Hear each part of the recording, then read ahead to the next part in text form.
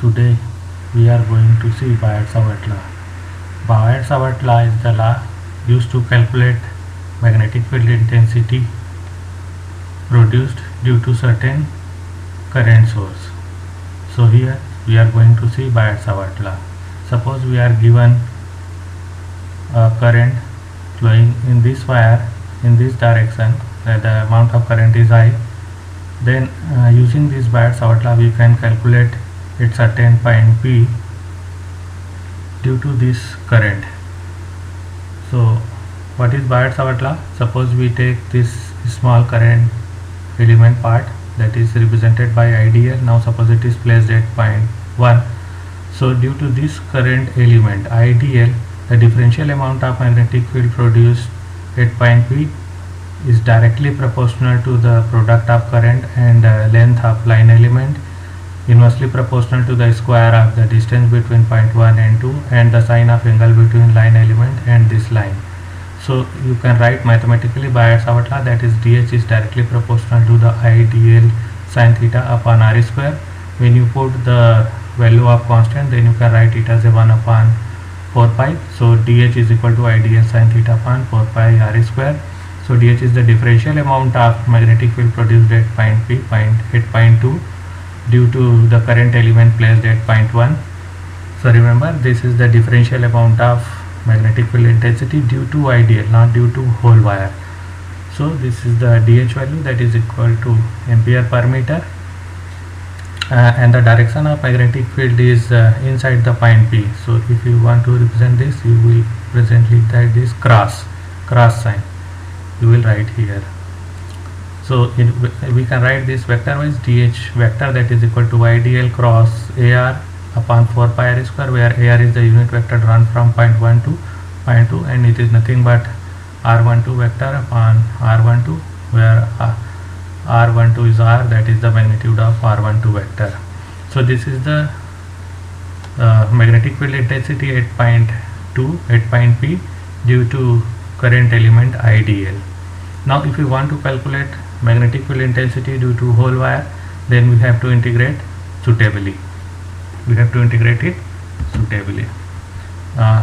In certain cases we are not given line current, we are given current in certain surfaces. Suppose we are given a differential surface GS whose surface area is PDL, this part is length, this part is breadth, and the direction of current is up.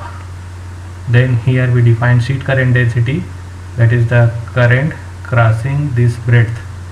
So that is K vector is I by B, so that is ampere per meter. A is the unit vector that shows the direction of current. So here in Biot-Savart law, if you are not given current element, line current element, we are given surface current, then we can replace IDL vector by K vector ds, because K vector is I by B into AI and ds is dl into B, so B will be cancelled out. So I AI dl is the dl vector, so IDL vector. So if we are given surface current, then we define here sheet current density K vector ampere per meter, and if we are given K, then the Biot-Savart law will be like this. We replace IDL vector by K vector ds, so K vector ds cross R12 vector divided by 4 pi R12 cube. Remaining quantities will remain same, only you have to change is that IDL, you have to replace this by K vector ds. So this is due to ds. Now suppose the area is large, so total field at point P, you have to integrate it suitably. Here the integration is double integration. So Biot-Savart law you can also apply for sheet current. So now we are going to apply the Biot-Savart law for the calculation of magnetic field intensity due to infinite long straight conductor carrying current I. Suppose this is a infinite conductor, infinite wire placed along z direction of current is from minus z direction to plus z direction. So due to this wire we want to calculate magnetic field at this point P. So we will deal this in cylindrical coordinate. The value of magnetic field intensity point P is I upon 2 pi rho, where rho is the distance of point P from wire and Fi is the direction of magnetic field for a given case. So how we will calculate magnetic field at this point at a distance of rho from this wire using Biot-Savart law. So we take differential current element, this ideal vector. So dl is here is dz, so dl vector is dz az.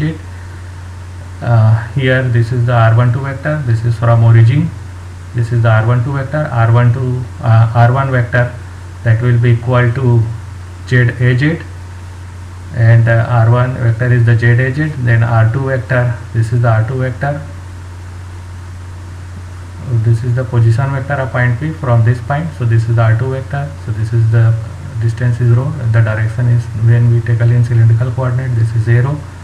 So this is r2 vector is a rho arrow.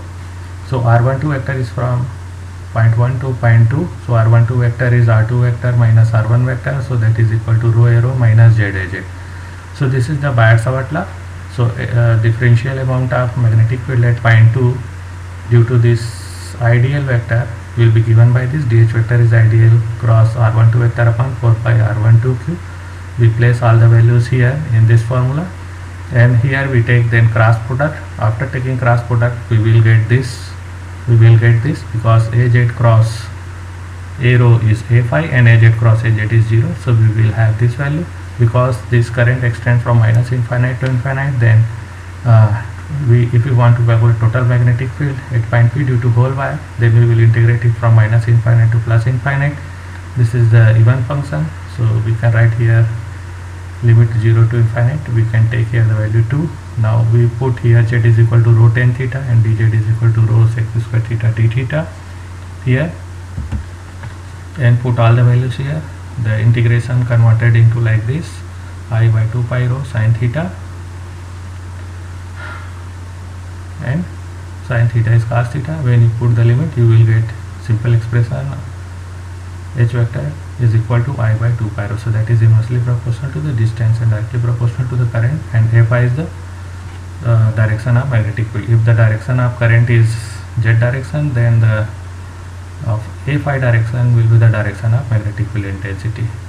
So if we want to prove this expression, then we will prove like this. But if we want to apply this expression for numericals, then we will replace this phi, because this phi arised due to the cross product of unit vectors in the direction where current is flowing, and ar12 is the unit vector from point 1 to point 2, because phi result is due to az and this is due to ar12 cross product. So for numericals, we will write phi is equal to ai cross ar12. So in numericals, we will be given the direction of current, so we will put here the direction of current, and r12 that depends upon the point 1 depends upon where the current is placed, and point 2 is the where we have to calculate the value of value of magnetic field intensity. So for infinite case we saw. Now if the wire is of finite length, then in that case, suppose this is a finite length case wire, and we want to calculate at this point P. So here the distance of this point from this is rho. Again we will tackle it in cylindrical coordinate. The formula is h vector is equal to I upon 2 pi rho cos alpha 2 minus cos alpha 1 a phi. If the direction of current is toward this z direction, then the magnetic field will be produced by this finite current wire will be this. That you have we have to prove this. ये हमें इसको prove करना है. So again we will use Biot-Savart law. This is the Biot-Savart law. This is dH value, that is at point P, differential amount of magnetic field due to current element. So we are taking here current element at a height of z. Ideal vector will be same as in previous numerical. So r12 vector will be also same. Only change, the limit will be changed here. So you put all the values here, and here the limit will be from z1 to z2. Here that